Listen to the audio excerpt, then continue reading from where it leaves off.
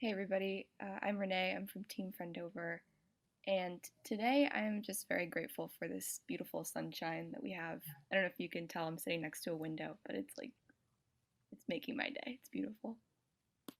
I'll introduce myself, Kathy Holmes. I'm new to the LookUp family. I kind of asked to be part of things and have been offering some support to both Susan and Julie through trying to identify sponsorships and partnerships. And so very happy to participate. I just wanted to be here today.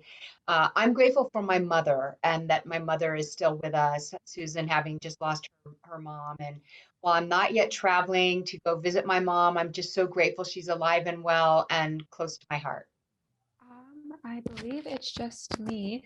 Sorry, I had some internet issues at the beginning, but my name is Shaina Slavaraju. I'm a part of the leadership lab for Team Raincheck, and one thing I'm grateful for is, I guess, graduation. I'm finally done. I'll be graduating on Sunday, so yeah, it's been a long 4 years, and I'm thankful that despite the pandemic and everything, I was able to successfully end things on a good note. Congratulations to the graduates. For the new people coming in, we're going around to introduce each other, ourselves, pardon me, and also sharing as an icebreaker what we are grateful for. Can I just jump in from a legal perspective? We Sure. are now recording. So I just wanted to let you know that. Anyway, take it away, Lexi. Sorry about that. You had a couple others, I think, that were Maggie. I think Maggie, was that you I was just texting with? Yeah, so I'm Yeah, sorry. okay. I think I was having technology issues. Here she is. Okay. And we're still in Nicole. Is Nicole joining us, Shaina? Yeah, I think she's having, it seems she's in the waiting room. Can you double check? She's not here. She's probably in the wrong meeting. Tell her to, I'll talk to her. Okay. I'll get her. Okay, thanks. So Maggie, you want to leap in, introduce yourself, and icebreaker, what you're grateful for today. Sure. I'm Maggie Clancy, and I'm a member of Team FriendOver. And something that I'm grateful for is, I'll start simple. I'll just say the beautiful weather right now in South Bend, Indiana. It's been a beautiful sunny day and was able to spend some time outside. So that was really nice. Hi, I'm Chris Gilbert. I'm working with the FriendOver group, and I am grateful that right after this call, I'm going to the airport and picking up my two children who have not been home at the same time for a year and a half. So I'm very excited about that. Glad you squeezed us in. Well, you guys know me, I'm Julie. I'm just grateful for all of you being here, and it's going to be this is going to be a true roundtable discussion. So I'm glad we're recording it because I think the conversations will be deeper. So thank you. And I'm going to go back on mute and get Nicole on here because I'm still with that. Lexi, go ahead and take it away, and then we'll just integrate Nicole in when she's here. Absolutely. Hello, everybody. Welcome. If you haven't met me before, my name is Lexi Kingshaw. I am the brand ambassador, brand manager for LookUp. And I'm really excited to just take my personality and take that and have it take a seat for a second and really just hear about your wonderful ideas and have a great discussion about what digital well-being means for you and showcase your wonderful ideas that you've been working on for the past few months. So if you don't mind, I'd like each team to introduce their idea quickly in a little brief tagline so we can get to know you. And how about we begin with Raincheck? Hi, so as I mentioned earlier, I'm the CEO of Raincheck, and basically what is a hobby subscription box service that seeks to alleviate social isolation and work towards creating more balanced lifestyles through the introduction of hobbies. Thank you. Next up, Unpluggers. Want to chime in? Yeah, I'm Kaplan. I'm the CEO of Unpluggers, and we think of ourselves as kind of a mentorship program for high school students coming from college students who just want to improve digital wellness as a whole and make sure that we can start conversations and provide support to like young students and also just normalize conversations about technology. And FriendOver, Your turn. Hi, everybody. I'm Renee Essin, CEO of FriendOver, and we create motion interactive, so physically engaging games for young kids and their friends. And what we're really trying to solve is this problem where it's hard to be having real human connection over a digital platform. So we think with physical activity added in, we can help kids do that. I'd like to begin with, what do you think the biggest problem that Gen Z faces is, especially when it comes to digital wellness, but in general, please share your thoughts. I can speak just on the digital wellness aspect of it. I think that it really came like all of these like social media, phone, all of that came in a time of our lives where like we were still very much developing. And I think since it came then and now it's become so normalized and so like integrated into our lives. And yes, it's been extremely beneficial and we've seen amazing things come from it. But I think the addiction is really real and the reliance. And I think about like for digital wellness, it's really important to make sure that you're using it in a way that it benefits you and you don't feel like you're chained to it and that you're like scrolling through super unintentionally and just using it basically in an intentional way so that it can benefit you rather than you falling victim to it, if that makes sense. I feel like that's a huge struggle that like our generation, I like personally can relate to as well. So I think it's really great that we're able to try to improve upon that. As Lauren was saying, we're kind of that, like, I think all the social innovators here right now are in that weird age gap of when we were children, there was nothing. And then now we don't know how to live our life without social media. And I think we noticed the transition the most, like how we form friendships and stuff and how we have social situations used to be so organic, but now it's a lot more difficult. So like, I know like towards the like in high school and stuff, how I met a lot of my friends is through like group projects and classes and stuff. But nowadays we don't tend to take that time to get to know people in our projects. So we end up in these like very small circles. And I think like that's a huge issue. How we meet people has changed. And our generation especially is like has had a hard time like forming relationships because we're in that weird like testing phase. I think I definitely agree with that. And then in addition to that, Lauren and I have done a lot of research along with the other members of our team on the middle school, high school aged group. And I would say the main problem is just oversaturation.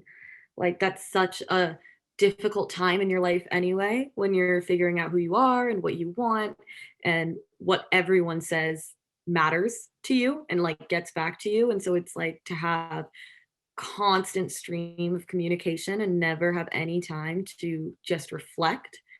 It can drive someone crazy. And we're watching it happen with a lot of people, especially as their lives become more and more online now. So that's why we really feel like we need to just find a way to convince people to take a step back.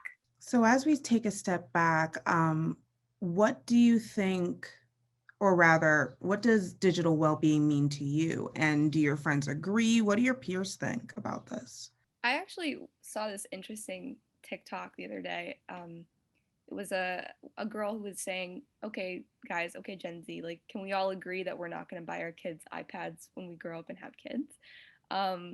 And I think that,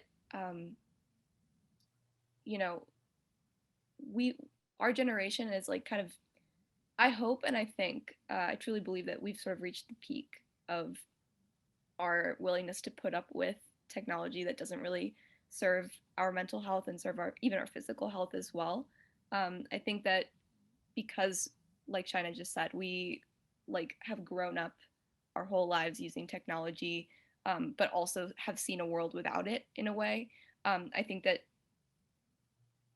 our peers at least are starting to at least notice the problem. We're talking about it a lot more than we might have a few years ago, and I think that's a great thing.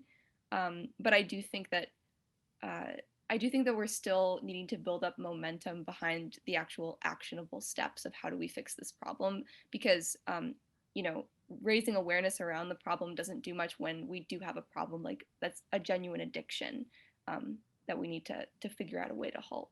I think it's also really important that we remember that technology is supposed to be a tool for us. Technology is something that humans created for the ease of other humans and for themselves. And so it's like, how do we kind of take the monster that we created and make sure that we are using it to make our life easier and better? And that doesn't mean necessarily getting rid of technology, but instead, how do we alter the way that we use it so that its intention doesn't go to waste? To sort of go towards the second part of our question, that question is like, what do our friends think? What do our peers think? I think, as Renee was saying, to a certain degree, they do understand that we do have to limit our usage of technology. And a lot of it is just, especially like the unhealthy consumption of who you should be in our formative period. And a lot of people are more pro like getting off media to discover themselves. So I think the realization is occurring. But what I'm finding with a lot of like younger peers that I'm meeting who didn't live their life without technology and started using it from a young age is that it's so normalized for them that they don't realize that there ever was a time where people didn't have to be on Instagram for 6 hours a day. That's just how they grew up. So I think for that generation, it's a lot harder to show them the pros of having a more balanced lifestyle when they've never experienced the pros of living without technology. So I think that's a difficulty that we might experience in the future, but I think the overall awareness is increasing. So that's great. And if I could just jump in and corroborate that, before the pandemic ever began, little kids, so kids under the age of 10, were spending on average 6 to 7 hours a day online. And a lot of that was spent on things like YouTube, which, you watch one video, then the next one automatically plays and you get in a cycle, right? So I definitely think it's true. Maybe our generation is a little bit more, we were the last generation to grow up not knowing what an iPhone was, really. The next generation after us, my little brother Danny, doesn't know what that's like. So that's a great point, that maybe we'll have to try a little bit harder if we want to reach that next generation, but that's sort of up to us, I think. I'm going to jump in off of that, Renee, and say this is just an interesting perspective too, to think about the parent perspective.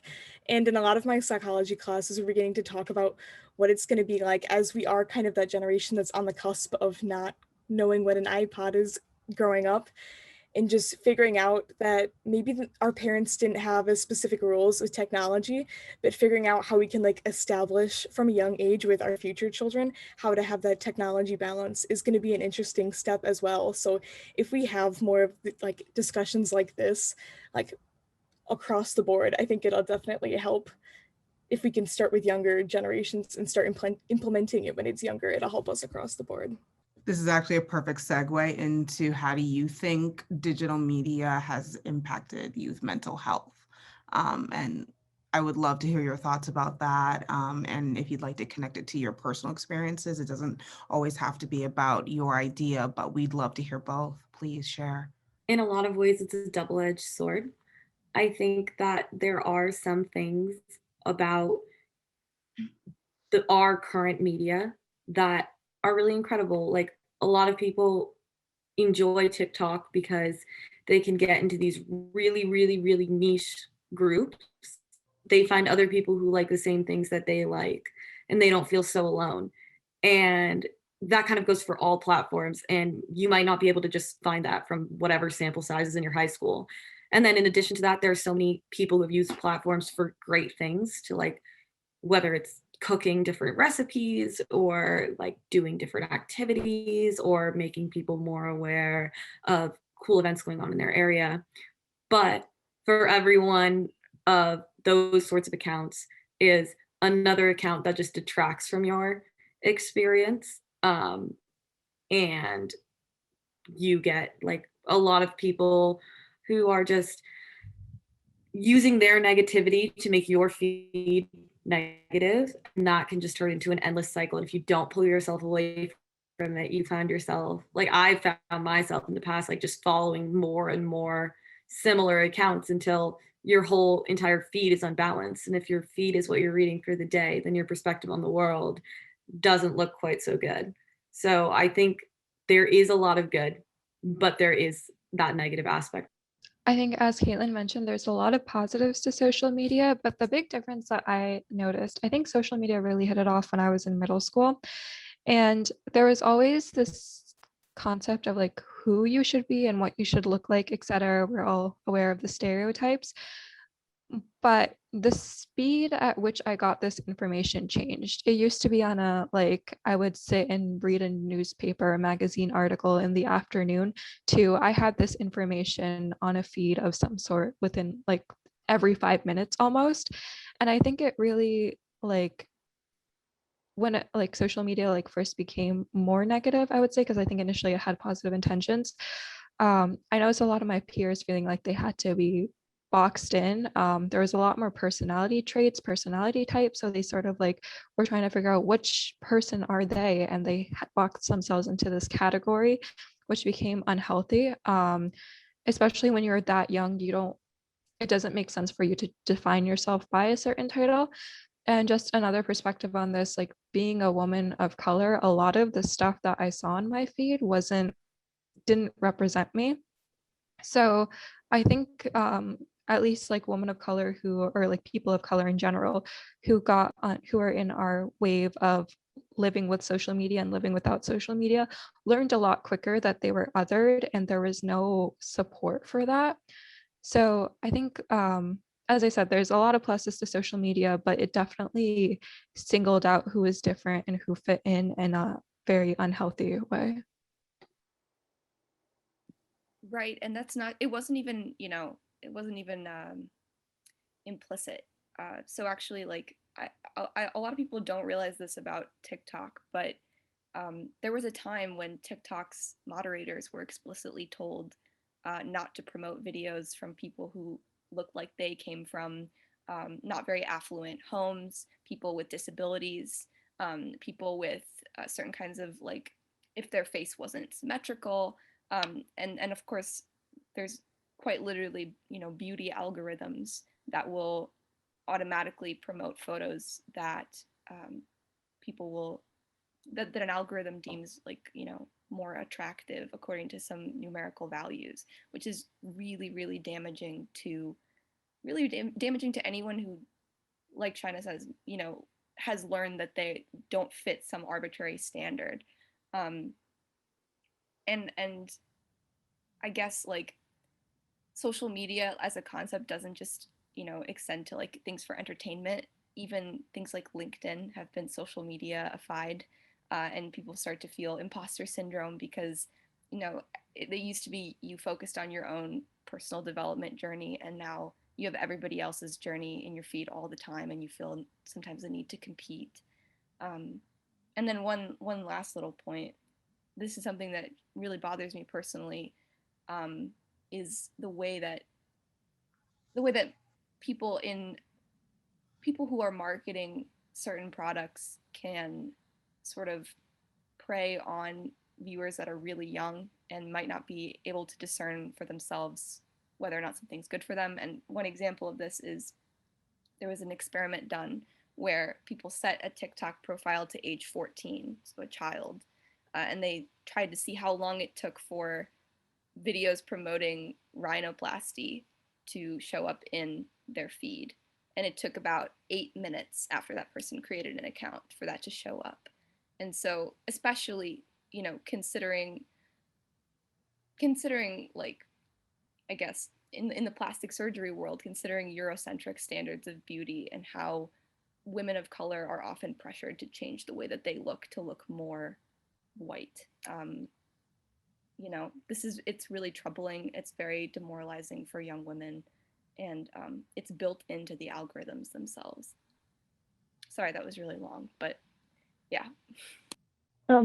Just going off of that, like the idea of fitting in, something else, like on Instagram, for example, even if you're not seeing a post that is directly impacting you negatively or like has negative words, there's still like some small nuances to that. For example, like some people look at the number of likes someone else got, so that's like directly affecting you, but that's like subconsciously. So people might not be aware of that. So I know Instagram was like trying to get rid of that like feature. I'm not sure if they're still going through with that or if they're still testing it out. But like small things like that can have like a snowball effect. And even if a person is having a relatively good day and they're like scrolling through Instagram, later on they might be like really in a frustrated mood or something, and they don't know what's the cause behind it, but it might be because they noticed that someone else got a high number of views or someone else got like a more number of likes than they got for a similar type of content. This actually just made me realize like this was so long ago, but I think something that this reminds me of is like when we were first introduced to the feminist movement, because when it was first exposed to us, we all thought it was a good thing. This might not be a general experience, but I know a lot of people experience at some point they thought it was a really bad thing, and that's just how media portrayed it. And now all of a sudden it's a good thing, and now we deem the word feminist as a bad thing again, and we like we're taught to like use the term intersectional feminism. And I think we've all like had that back and forth experience at one point or another. And it's just so interesting to see how social media flips that narrative. One day something is good, one day something is bad. And we just like mindlessly believe in it. So yeah, I was just reminded of that when, as you. Thank you everyone for sharing your wonderful thoughts and your personal stories. I want to just say that this is a very safe space, and I'm glad that you feel comfortable sharing these very personal stories. So thank you. And as we move on, what excites you about digital well-being and how did you get involved? How did you take that step from your personal experiences when you were younger or when you started becoming awake, shall we say? And what transitioned from that period to you taking a step towards action? What excites me about digital wellness is it is so possible. It is right there. Especially because it's kind of a subjective thing. Like everyone can build it for themselves. I had never even thought about technology use on my life until I took a class with Lauren last semester. And now we're part of LookUp. We're doing all these different sorts of things. I know so much more about the world around me. I feel so confident about the way that I interact with other people in a digital space and the way that I am able to reflect on how the digital world impacts me. And it's like, if I could do that in 4 to 6 months, I think that there is such a solid foundation to ease that road for people of younger generations, people of older generations, just everyone, people who can kind of identify what they need to be getting. Yeah, I feel hopeful. I feel optimistic about it. Yeah, I think for me it was first of all, I agree with Caitlin. It feels like a frontier. It's very exciting because it's right there in front of you. It's always around you. You always have the agency to make a change as an individual with digital wellness, because you can help your own personal digital wellness. You can talk to your family about it, or you can, you know, create like a solution that's meant to be for other people, like all of us are doing. Um, yeah, for me, I guess the personal like journey part, it didn't even start with me. It started with my little brother. I've always been, I don't know, like I've always been like a pen and paper kind of person, a little bit like a little bit technology, like I don't like to sit at my computer for a long period of time. I feel like it gives me a headache, such and such. But my little brother is like, he's 9 years old, uses technology all the time, is incredibly adept at it in a way that even people in my generation are like shocked by. Um, and I noticed that he, like, through all his enjoyment of technology and using it for really great purposes, I realized that like when kids want to play with each other online, there's not really great options for them. And that play, I mean, they're video gaming a lot, but they're not playing, if that makes sense. They're video conferencing, but they're not connecting. And so I thought, you know, we have a great tool in front of us that's obviously bringing my little brother a lot of joy in a lot of other ways. So, like, I'm sure that it could be refined and perfected in such a way that we can bring back some of those elements of like human connection, human play, that that's really essential for kids' development. And so that's the FriendOver story. That's also like how I got involved in this space. It's only been, since I don't know, since maybe September or August that we've been doing this, but it happens really fast. Like Caitlin said, once you start, once you see it, you can't unsee the problems. So basically how I guess Raincheck happened is so we have Nicole on the call here who actually graduated last year. And then there's me and my our other team member, Jenny, and we are both seniors this year. And we realized that we missed out on a lot of things. And we mentioned earlier that our goal was to improve work-life balance. And a lot of people don't understand how that relates to this issue. But basically, it's a few things. One, we became so career oriented that a lot of the things that we didn't get to do during COVID were actually things that we could have done earlier on. I know I was telling Nicole, like at the beginning of this year, like I really wanted to join a dance team. Like it's been my lifelong goal and I never got to do it. And if I had just carved out some time earlier, I would have gotten the opportunity to at least see if I liked it or not, even if it didn't become a lifelong passion.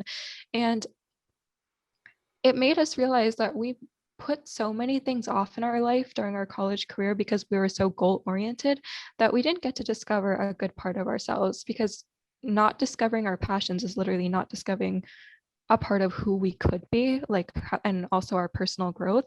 And if we're so career oriented and that's how we leave college, when we do join the workforce, we're just going to be so focused on our career that we're not really making time to give ourselves that balance of managing our passions and managing and creating a healthier lifestyle.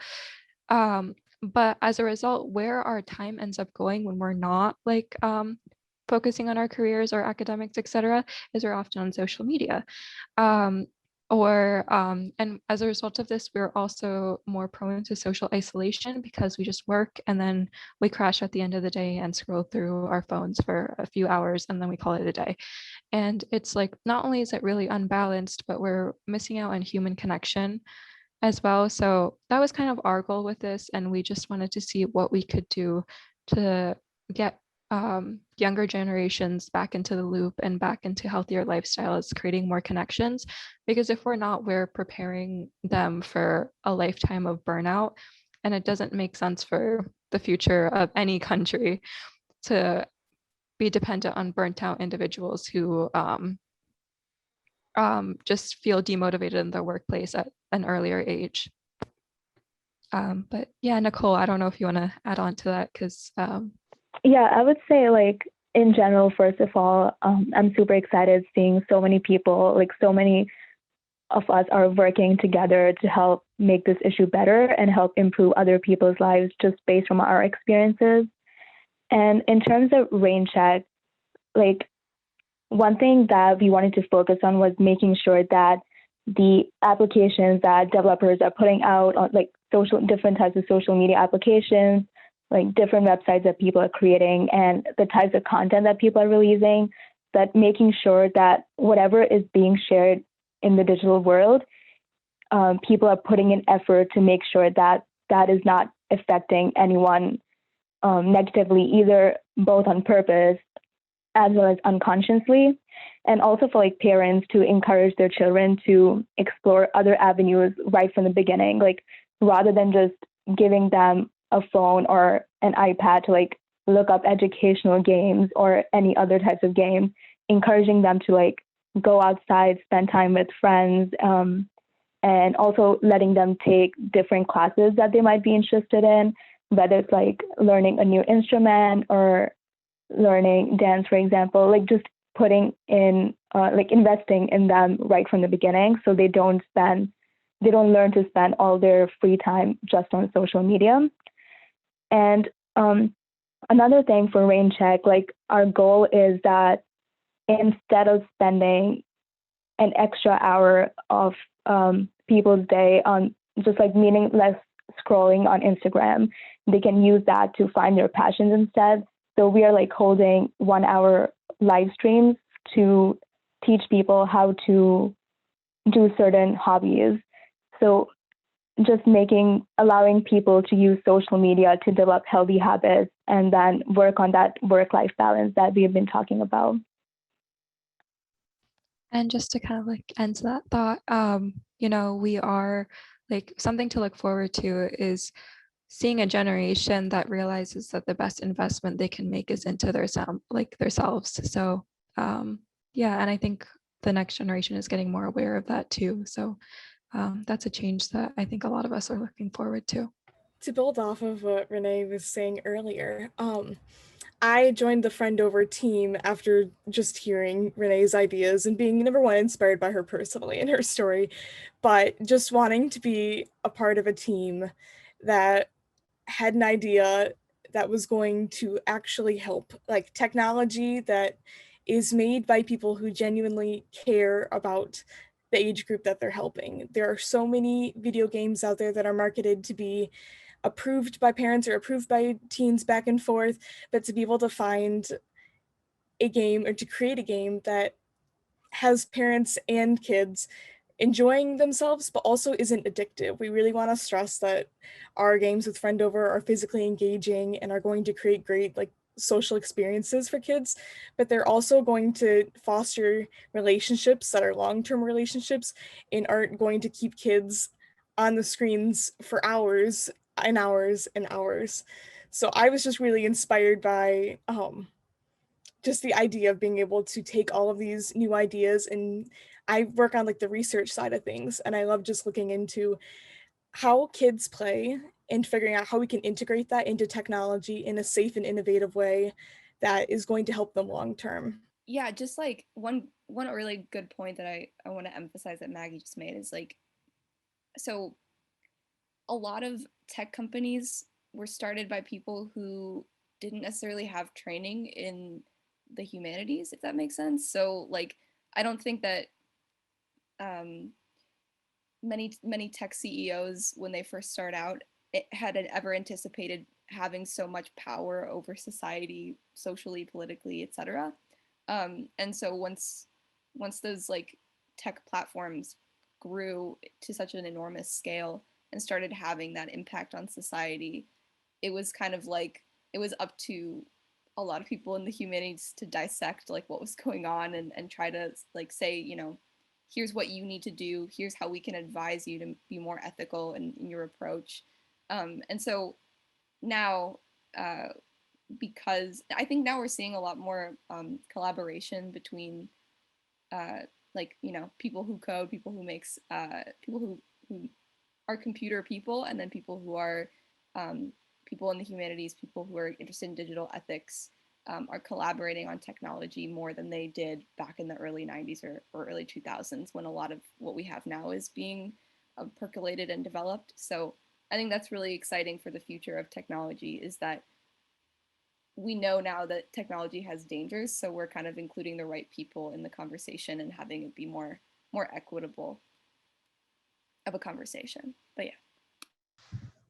So how has your idea developed or evolved over time? I think we have a little bit of a baseline of what your ideas are, but how have they changed while you have been really just buckling down on how to make it better, how to make it a reality? So sorry, China, you could go No, ahead. you go ahead. So really quick, when FriendOver started, it was just supposed to be like a pandemic scheduling solution for parents who wanted their kids to be able to play online games together. But then we started like, it was basically video conferencing with online games that already existed. Then we started realizing like these online games are just kind of kids sitting in a chair clicking buttons all the time, and we thought to ourselves, you know, that was sort of the pivot point of, no, it's not a video conferencing site. We're not gonna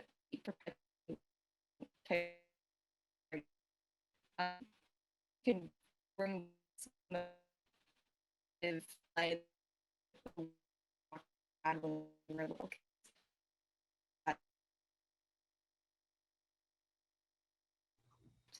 she breaking in and out, or is it just me? Okay, not going crazy again. Maybe Shiny wants to go while Renee's getting her. I was Yeah, just sure. I think Renee mentioned, there's like a very big distinction between like the tech end and the business end and the like humanities end of all of this. And one of our main struggles is trying to stay true to our mission while trying to build the business so that the mission can stay sustainable. And I think we've done a pretty good job with it, but so we were able to stay true to our mission, but a lot of modifications in how accessible we make it to people has changed. So I think it's more of like I forgot to mention that we're also like, I think we started our idea, it's like a little less than a year since we've had our idea. So a lot of our growth has been just like building the idea and the business plan. So I guess for our struggle, it was like sorting out the business end and really bettering ourselves so that we have the skills necessary to make our product accessible to as many people possible, and making sure that we don't lose focus of what we want to give our customers, basically. Yeah, just to go off of that, like in the beginning, we were only focusing on providing this subscription service to just undergraduates, but now we have broadened our customer, or like our audience, and changed it also to add the people who recently graduated. So going back to that work-life balance, like making sure that they start early in college and then keep it going after they graduate as well. So not just like focusing on undergraduates and then finishing right there, like helping them build those hobbies and keep that lifestyle going throughout their whole journey. We've had like very similar growth at Unpluggers. We actually started our project just as a final for our social media and society class. And it was our professor who introduced us to LookUp. And we had originally just had this idea of like, what if we create different challenges that people can participate in? So there will be like a challenge that you're more active on your social media, or that you're creating like screen time restrictions or unfollowing people. And that was a great idea, and it definitely got us involved, but we've turned it into a lot more than that. We've turned it into like, how can we use these sorts of challenges and like ideas to foster a sense of community and to bring people together. And it's resulted in us like reaching out to school board administrators and like having a lot of conversation about what healthy technology looks like and how to make people feel secure in their tech usage. So a lot of constant great growth. I think we're on a really exciting track. As we talk about the great growth and the growing process in your ideas, how has the LookUp, excuse me, my brain just short-circuited, sorry. How has LookUp, specifically the mentors, really helped you in the process of growing? What have you learned by the people who came before you, who either built businesses, have them, or have taken their ideas from idea into fruition? How has that perspective helped you? Yeah, I can speak on behalf of the Unpluggers. We have Teodora, and she has been so incredible. She's really brought a different perspective, because obviously we're all in school still, and like have a certain, like even when we were trying to make a presentation, or we were trying to like do different things just to make it more legit and grow and everything like that, she had a really good perspective in terms of like the professional world, and also just knowing about digital wellness and all of that, and the legality when we needed to do surveys, and just a lot of different things that you wouldn't think you would run into, but you would need like a different perspective. She's been really amazing as a support and helping us, and definitely like wouldn't have gone this far without her. She's definitely been really amazing. Chris is our mentor, and he's on this call, so I hope he hears this, because we do love him. Yeah, like Chris has done so much for us, but one of the best things that he did was connecting us with like other people within the game industry. So people who have spent a lot of time making and producing and selling games. And one of the ways that that's been helpful is like we got the opportunity to show like our game like demo video to somebody who's been producing and making these games in really, really industry standard, like I don't know, household name, like game places, and have that person give us like critiques, give us comments, have that person tell us like, do you think what we're doing could ever fit within the trajectory of the industry, having been in it for so long. And that's been really valuable to us. He also gave us some really good feedback on our business plan earlier in the semester that was very helpful. Yeah, none of us had ever, I don't know, created a go-to-market strategy or anything like that. So just hearing what he had to say about it. And also, I think Chris has also given us a lot of great insights about working on a team. So, like, one of the things he sent us in an email was like, just make sure everyone on the team like kind of has the same idea of what the value proposition is. Make sure that if someone were to go around and ask everybody on the team, that you're all on the same page of where it is that you are, where it is that you came from, and where it is that you're kind of going. Those weren't his exact words, but that's sort of how I like internalized it, because it's like doing a startup or doing any kind of like movement or solution, like it's the ultimate group project. Like it's the one that really matters that you get it right, and it's not always that easy to make sure that everyone's like staying on the same page. So that's been really like a good guiding point for FriendOver so far. So Nicole, Jenny, and I have been working with Benno Chapman, who's a engineer over at Google. And I think minus Nicole, Jenny and I had no business experience, and Nicole was front loaded with the finance end of it. So Jenny and I were just sitting here like, what can we do to make our idea into a reality? Because working as a team was nothing new for us. We've like done many case competitions together. We've done many hackathons together, etc. And this was our first like real like big success. We did well on others too, but as a team that was like so new to the startup world and this environment and the business end of things, he really like spoon fed us through the whole entire process and really made sure like, do you know this yet? If you don't, go look it up. We'll talk about it next time, and just like really pushing us. And we've had so many bouts of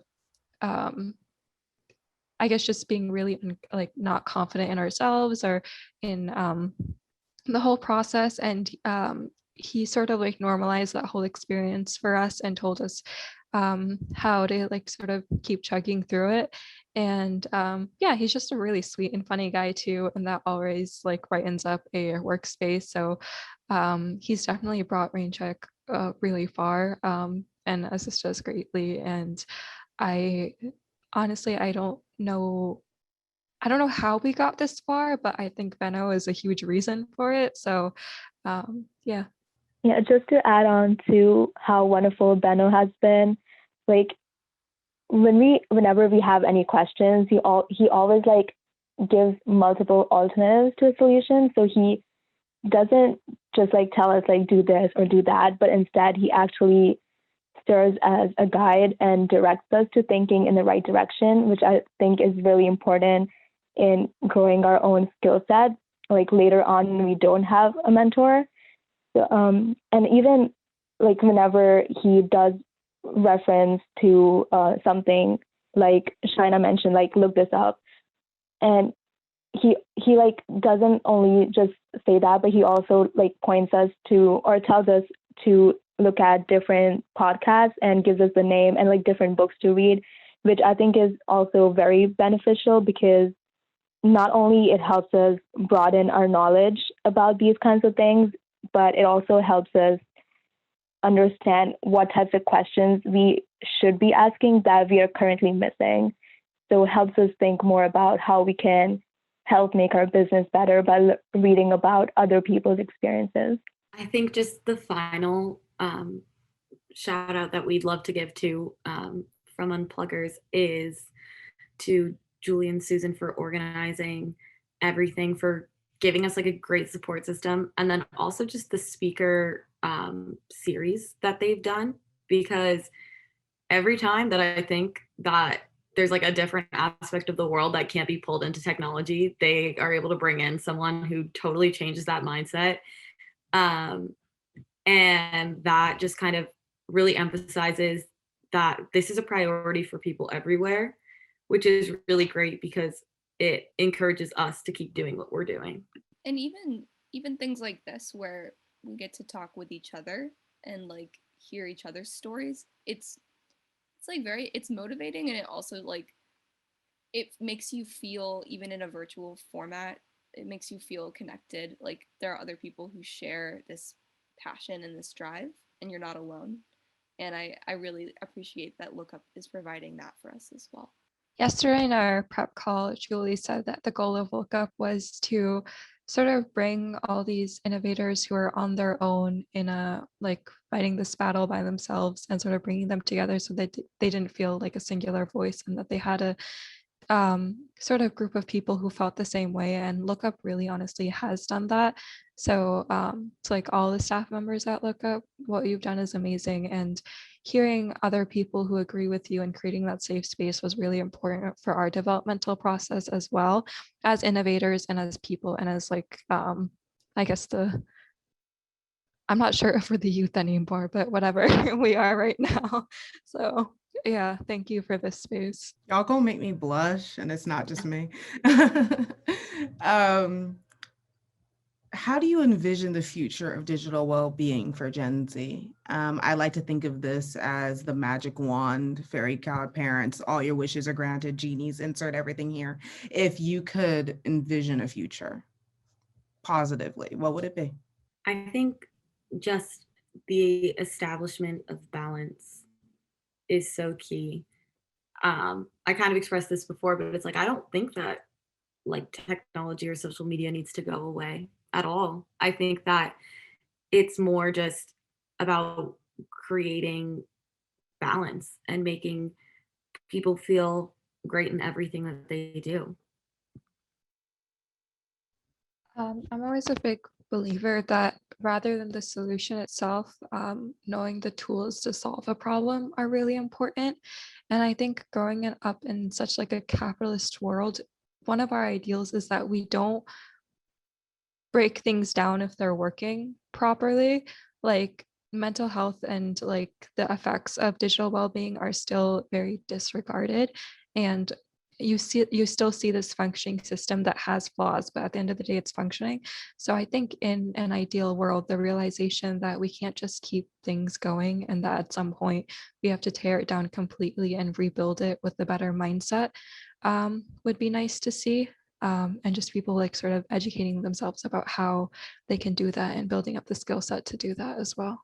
For me, it's maybe a world where either we've learned how to regulate our technology usage to the point where we don't think about it, like we don't worry about technology, if that makes sense.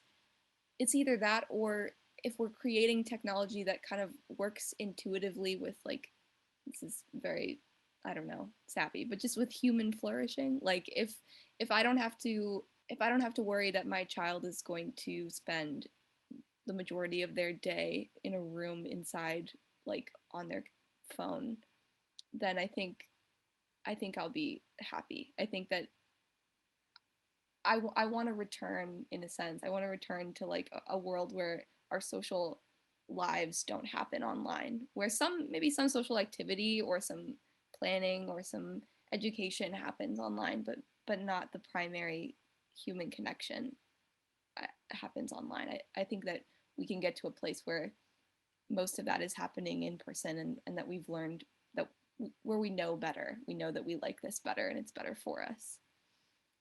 Yeah, something similar, like, sorry, go ahead. No, you can go ahead. I was just saying, like, I definitely resonate with what's been said so far.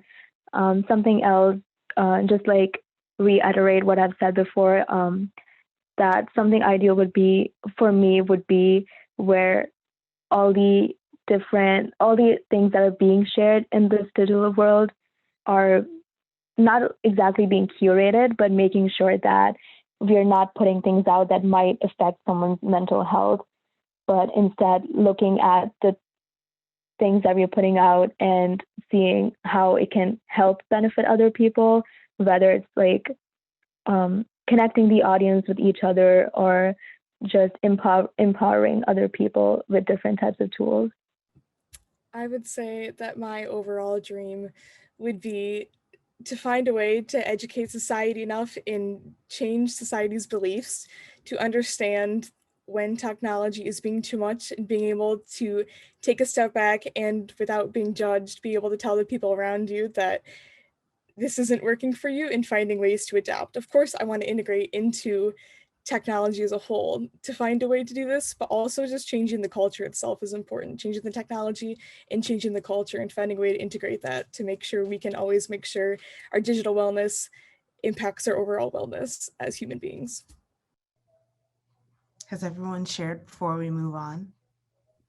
I think honestly, everything I have to say has been said, but I do really love what Maggie just said, especially about changing the culture, because I think when people do have a problem with their screen time and It's usage. 3:30. Sorry, my computer does that.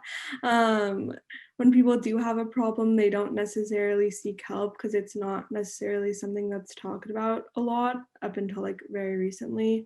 And I'm glad that we're able to open the conversation and like offer solutions. But I think honestly, everything that's been said, but especially the culture, is going to be very important moving forward. Thank you. As we wrap up, I'd love to hear, or it's not just me in the room, we would like to hear about how do you continue to learn about digital well-being, and what would you recommend for someone who this is their entry? Maybe they see a recording of this after. How would you recommend someone to start their own journey? I think with redefining like social institutions in general, I know people don't see this as a social institution, but this is a whole nother topic, but the way we live our life on social media is almost normalized. And I think with anything that you're trying to break apart in that sense, the best way to start is just reflect on what you're doing. See how much time you're spending on social media, how much time you're spending with people in real life, and how much of it is actually productive and beneficial.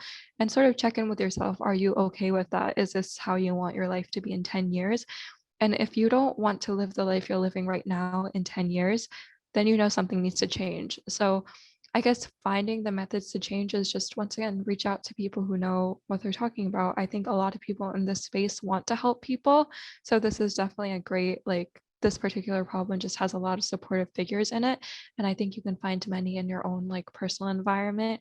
And honestly, talk to the older generation. They lived a life without social media. They lived a life without this much technology. And I think they can really preach what the sort of benefits of this are. So talk to your parents, reflect internally. And I think once you sort of do that, you'll sort of understand what you need to do for yourself. And, once you invest that time into yourself, if you want to help others, I think you'll have the ability to do that from there as well. I think setting realistic goals for yourself when you do notice that some of the habits aren't in line with necessarily what you want to be doing and what you want to be doing in 10 years, as you were saying.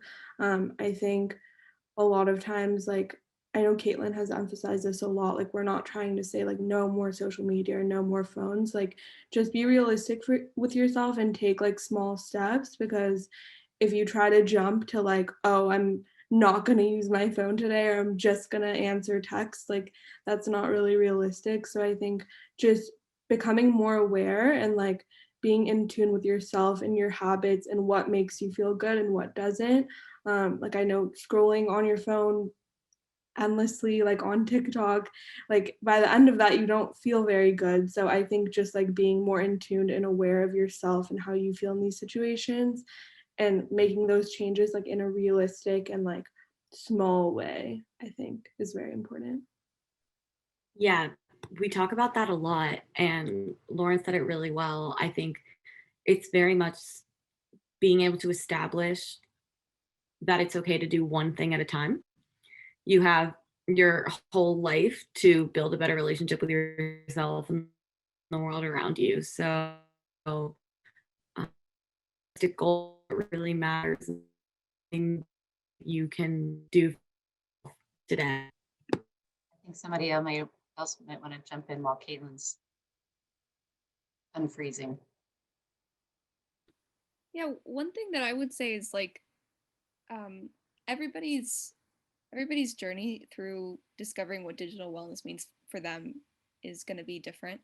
And so whatever you know, if you want to take more social media out of your life, then you also probably need to fill it with something else, if that makes sense. And I think that's um, a little bit about what Raincheck is trying to do is like, you know, give a space for positive hobbies, positive time use of time that's fulfilling to oneself.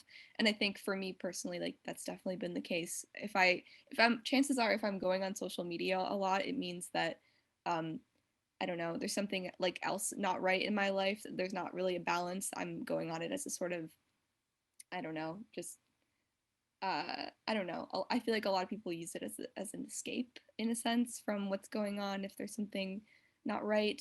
So yeah, just filling your time with other things other than social media, you'll naturally find yourself distancing away from it in a healthy way and moderating your self-moderating your use of it because you know, I think it was Lauren who said like you really don't feel good after a long time of scrolling physically or mentally. So it seems like our brains and our bodies know what is best. We just have to kind of relax and give them the space to tell us and to listen to what our bodies and brains are signaling to us.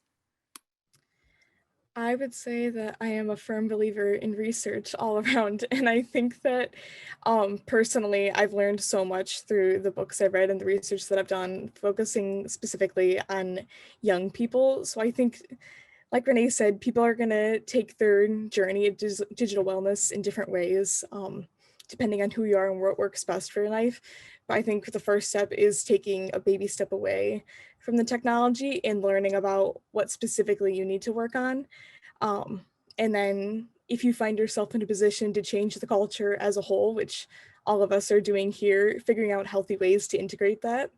And for Renee and at FriendOver, it's figuring out how we can take these gaming techniques and make them healthy for kids. So I'm really excited to see where that goes. I'm excited for all of our projects. Another way that people can learn about these different tools and just digital wellness overall is by talking to other people. So if, for example, if someone's struggling with like stepping away from their phone for more than an hour or more than 15, 20 minutes even, then maybe they can talk to someone, like talk to their friends or family members who might have learned that to step away better, or just like in general, talking to other people what kinds of strategies that they are using to help their own mental health. Because sometimes it might be, sometimes for some people, they learn better when they know someone else personally who's doing the same thing, rather than just like reading from a newspaper article or a research paper, for example. So this could be another avenue that people can take to learn more about different tools that they can use to help their own self and just share their own perspectives with the other person as well, and just spread awareness overall about these things. You guys are so inspirational, and I know that you've shared so much great. I'm like writing down when you spoke, so I'm like, oh, we need to do mini clips of these because these are all really great statements, and particularly to your mentors who are not here, I'm definitely sending them those kudos that your shout outs to them. But Lexi, I think we need to probably wrap it up now. I don't know if you had any other questions or. No, that was it, actually. That was the entirety. I wanted to close with recommendations because I feel like that would be a great takeaway point, and you all did a wonderful job. I'm so proud. I don't know why I feel so proud. I've got, sorry. It's the vaccine in you, Lexi. Yes. We're going to blame it on that for a month. having a few ill effects of the vaccine. So she's not her normal self. If those of you who have met Lexi before, she's quite contained tonight, which is great, which is good. So anyway, guys, thank you so much. This was amazing. And on so many levels, I'm glad you got a chance to meet each other. I mean, a lesson learned. We need to do these more often within the lab sooner. I mean, next year will be even better because we'll learn from this to bring you guys together. But even between here and the end, and you all got my email today, so you know that you can continue on if you want to. But there'll be more times to bring folks together like this and more opportunities. Even after you graduate, you don't, I mean, it's fine. You don't have to be in college. So anyway, thank you, thank you, thank you. Good luck with exams, graduation, or summer jobs, whatever you are, wherever you are or are starting at this moment. But you're not done with me yet. We'll be back in touch with you soon. Great job. This is really helpful. And we're going to share this. We're going to put it out on YouTube and you can share it with your friends and everyone too. So it'll be on the LookUp website. We'll be promoting it on Instagram, all that good stuff. This is a positive use of technology. So we love that, just like Unpluggers team advocating heavily for us. Good job. All right. I think we're good. Have a great night, guys. Oh, and Kathy Holmes and Chris both had to go recently, but they said they were so impressed and thankful that they got to share and listen in on your roundtable. Thanks. All right. We'll see you later. Thank you. Thank you.